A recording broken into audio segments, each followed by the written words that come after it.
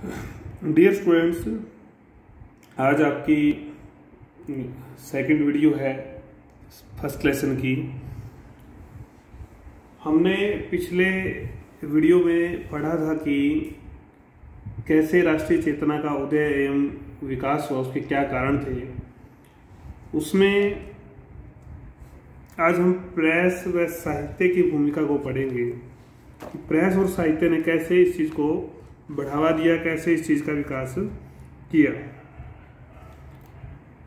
भारत में आधुनिक शिक्षा प्रणाली की शुरुआत तथा नए सामाजिक वर्गों, विशेष रूप से शिक्षित मध्यम वर्ग के उदय और प्रसार ने प्रेस एवं साहित्य के उदय का मार्ग तैयार किया। कुल मिलाकर जो हमने पिछला बिंदु पढ़ा था, पाश्चात्य शिक्षा और विचार प्रसार, उनकी विचारधारा जो आई, उससे एक मार्ग तैयार होता है जिससे प्रेस और साहित्य का निर्माण होता है। प्रेस, इसमें कोई संदेह नहीं है, बिल्कुल एक अहम भूमिका, महत्वपूर्ण भूमिका जो है निभाई थी।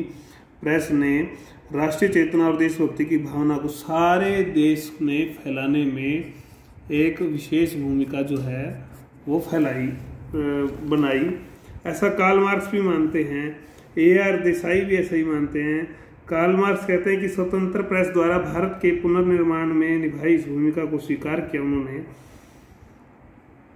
कुल मिलाकर इसको हम थोड़ा और शॉर्ट जो पॉइंट्स है उसमें समझेंगे कि राष्ट्रवादियों ने प्रेस की मदद से, साहित्य की मदद से पश्चिमी जो विचार थे, लोकतंत्र का, समानता का, स्वतंत्रता का, स्वराज का, इसका प्रचार आम जनता में किया। आम जनता में वो इन विचारों को लेकर आ गए कि लोकतंत्र जरूरी है, प्रतिनिधि सरकार जरूरी है। तो जनता जागरूक हुई, चेतना बनी। समस्याओं के संबंध में, देश की जो समस्याएं हैं, चाहे अकाल है, भुखमरी है, गरीबी है, उद्योग धंधों की है, आर्थिक शोषण है, उस संबंध में लोगों को ज्ञान दिया, शिक्षा दिया, जागरूक किया। तो ये सब किसके माध्यम से किया? पत्रों के माध्यम से, प्रेस के माध्यम से, पत्रिकाओं के माध्यम से। साथ में इनके माध्यम से वो कोई भी सम्मेलन रखते, उस सम्मेलन की जानकारी सब तक जाती, तो राष्ट्रीय सम्मेलन, प्रांतीय सम्मेलन आयोजन होते, और आयोजनों से फिर लोग उनमें चर्चा करते, गोष्ठियां होती, और चर्चा से फिर सामाजिक राजनीतिक जो आंदोलन है वो सफल होता और आगे बढ़ता। इस सारे से जो राष्ट्रीय आंदोलन जो है उसको चलाने में, राजनीतिक आंदोलन चलाने में सफल हुए नेता। और इसमें जैसे कि यंग इंडिया, वेरी इंपॉर्टेंट 2 अंक में, यंग इंडिया गांधी जी का जो एक पत्र था, तो उसके जो विचार थे, निर्देश थे, उसका उन नेताओं ने, सामाजिक कार्यकर्ताओं ने खूब जो है सहारा लिया, लेकर वो जो है इस प्रचार को, प्रसार को बढ़ाते थे। दूसरा क्या है कि जब ये ऐसा नहीं था कि किसी एक ही भाषा में ये पत्र, समाचार पत्र, पत्रिका छपे हों, प्रादेशिक जो भाषाएं थी, क्षेत्रीय जो भाषाएं थी, उनमें भी छपे, तो उस सारे से उस भाषा का, साहित्य, जो संस्कृति के जो आयाम थे, उस सारे में भी मदद जो है मिली। उनका एक महत्वपूर्ण जो है लाभ समाज को रहा। ऐसा माना जाता है कि राजा राम मोहन राय प्रेस की नींव डालने वाले प्रमुख व्यक्तियों में से थे, और उनको जो है संवाद कौमुदी 1821 में बांग्ला भाषा में लिखा उन्होंने। बांग्ला भाषा में पहला पत्र जो है निकाला। ये आप इसको सामान्य ना समझे, 2 नंबर में ये कई बार पूछता है कि कौन सी भाषा में संवाद कौमुदी निकला था, किसने निकाला था। ठीक है, सन तो कई बार कम आता है, लेकिन ये जरूर आता है कि संवाद कौमुदी किस भाषा का था, और किस, तो बंगाल से ये निकला था। ये भी ध्यान रख सकते हैं आप, बांग्ला भाषा में था। और जो मिरातुल अखबार था वो भी इन्होंने ही निकाला था, वो फारसी भाषा में था। इस सब इन अखबारों के माध्यम से उन्होंने एक राजनीतिक जागरण, जो समस्याएं थी, उन चीजों को पहुंचाया, जागरण करने का, जागृत करने का काम किया। बम्बई से फिर दैनिक बम्बई भी निकला। उसके बाद 1851 में रस्त गोफ्तार, बम्बई से एक पत्र निकलता है। इस प्रकार जो इसका जो संपादन है वो दादा भाई नौरोजी ने किया। ये आपको याद करने हैं, अगर आपको 2 अंक वाले प्रश्न अगर सारे करने हैं तो ये आपके काम आने वाले हैं। ईश्वर चंद्र विद्यासागर ने सोम प्रकाश लिखा, सोम प्रकाश की रचना की, सोम प्रकाश पत्र निकाला। इसी प्रकार अमृत बाजार पत्रिका थे, आपका हिंदू, बंगवासी, संजीवनी, इंडियन मिरर, मराठा केसरी, हिंदू प्रकाश, बहुत सारे, हिंदू पेट्रियट ट्रिब्यून, ये सब अलग अलग क्षेत्रों में सब अलग अलग नेताओं ने, कार्यकर्ताओं ने पत्र निकाले, पत्रिका निकाली, अलग अलग भाषाएं भी थी। इन सब के माध्यम से, क्योंकि अपनी भाषा से थोड़ा अच्छे से जुड़ पाता है व्यक्ति, तो बहुत सारे जो लोग हैं वो जुड़ते गए और ये कारवां बढ़ता गया प्रेस का और साहित्य का। इसके बाद जब देखा गया कि इनकी लोकप्रियता और कार्य से जो है सामाजिक जागरूकता फैल रही है, तो अंग्रेज डर गए। और उन डरने वाले अंग्रेजों में प्रमुख थे लॉर्ड लिटन। लॉर्ड लिटन ने प्रतिबंध लगा दिया देसी भाषाओं में, मतलब भारतीय जो भाषाएं थी उनमें छपने वाले हर पत्र पर प्रतिबंध लगा दिया। उसको वर्नाकुलर मतलब लोकल जो लैंग्वेज है, वर्नाकुलर जो एक्ट है वो पास कर दिया। तो उससे इन पत्रों को जो है काफ़ी नुकसान हुआ। तो काफ़ी सारे पत्र जो है बंद हो जाते हैं। काफ़ी पत्र जो है आपके, हमारे जो पत्र चल रहे थे, भारतीय जो पत्र थे, वो बंद हो जाते हैं।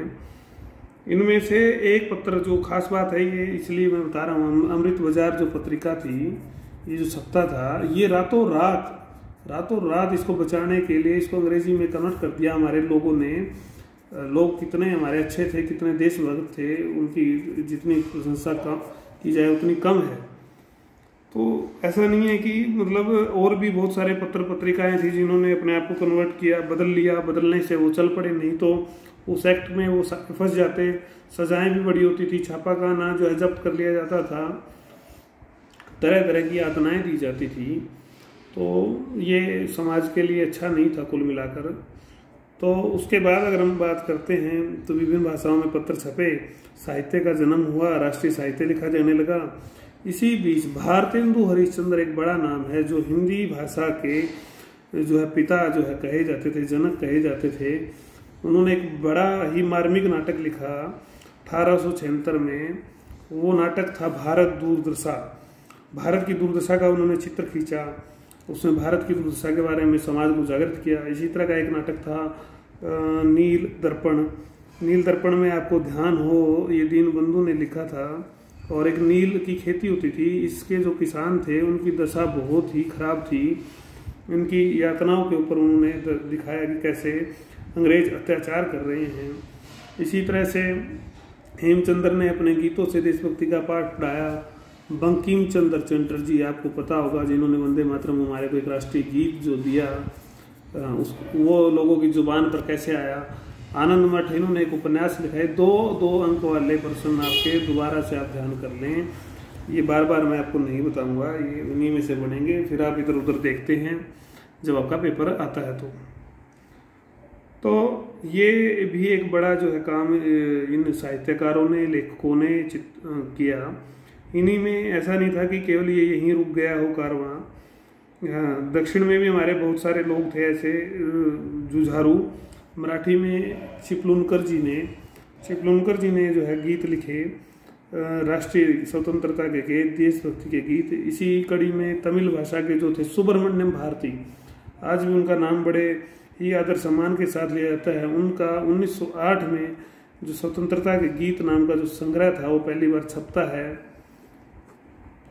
ये जो सारे गीत, कविता, पत्र, पत्रिकाएं सब राष्ट्रीय भावनाओं से परिपूर्ण थे। बहादुरी दिखाना, देश के लिए एकता दिखाना, राष्ट्रभक्ति को प्रदर्शित करना, बलिदान को दिखाना, ये इनका एजेंडा था। और इस सारे से बहादुरी, एकता, बलिदान, राष्ट्रवाद, इन सारी चीज़ों से एक मन में समाज के लोगों के एक अलग तरह का भाव बनता है, जिससे कि राष्ट्रीय जो चेतना की, उदय के विकास की जो यात्रा है वो आगे बढ़ती है। ऐसा ही नहीं था कि किसी ने कोई प्रयास नहीं किया और वैसे ही कोई हो जाता है। सब लोगों ने बड़ा एक अच्छा प्रयास किया, तभी जाकर हम आज़ादी पाने में सफल हुए थे। तो ये चौथा बिंदु हमने पढ़ा। मैं आपको थोड़ा डिटेल में करा रहा हूँ, इसलिए जो है मतलब दो बिंदु करा रहा हूँ ताकि आप अच्छे से समझ लें, कर लें, इसको सामान्य ना समझें, क्योंकि दो अंक वाले क्वेश्चन भी आ रहे हैं और बड़ा क्वेश्चन भी आपका तैयार हो रहा है।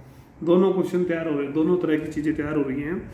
तो अब आपकी नैतिक जिम्मेवारी बनती है कि आप इसको कर लें, नोट्स बना लें। मैं बार बार रिपीट करता हूँ इस चीज़ को, रोज़ आपको क्या पता ये लगने लग गया होगी क्यों करते हैं रिपीट। यातायात एवं संचार, 5वां बिंदु है यातायात एवं संचार के साधनों का विकास। जो हम पहले ही पढ़ के आए थे कि अंग्रेजों का अपना हित था, अंग्रेजों ने अपने सेना का प्रयोग करने के लिए, माल बेचने के लिए, इंग्लैंड से माल लाने के लिए, वहाँ का बना माल बेचने के लिए, या रेलवे पर लागत लगाकर वो ब्याज कमाने के लिए 1857 का विद्रोह भी जो है, इन साधनों ने, यातायात और संचार ने अंग्रेजों का बहुत साथ दिया था। 1857 का विद्रोह कुचलने में ये कामयाब हुए। इतने ज़्यादा जो है अंग्रेजों के इसमें हित थे, ठीक है, लेकिन उसके बावजूद भी इसने एक जो चीज़ की वो थी राष्ट्रीय एकता को मजबूत कर दिया। भारतीयों को भी इसको बहुत सारे लाभ जो है होते हैं, केवल अंग्रेजों को इसका लाभ नहीं होता। इससे राष्ट्रीय आंदोलन को एक विशेष गति मिलती है। वो गति के बारे में कुछ चर्चा तो पहले भी कर चुके हैं, लेकिन आज हम थोड़ा सब पॉइंट में भी उसको समझने का कोशिश करेंगे।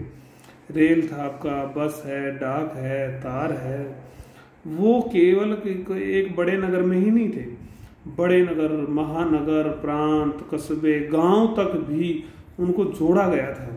माल ढोने के लिए मुख्य तो हमारा जो है कच्चा माल आया तो अपना बना हुआ माल बेचने के लिए करते थे, लेकिन जब वो जुड़ गया तो उससे एक अखिल भारतीय जो राष्ट्रीय कांग्रेस था या आपका जो संगठन जो थे तैयार हुए, अन्य और भी संगठनों का जो नेटवर्क था वो सफल तैयार हो गया।